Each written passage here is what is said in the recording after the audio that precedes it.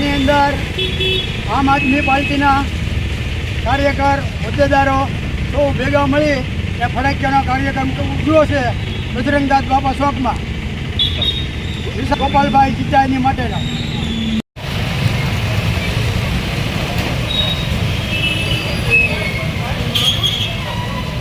હવાઈ ગયું.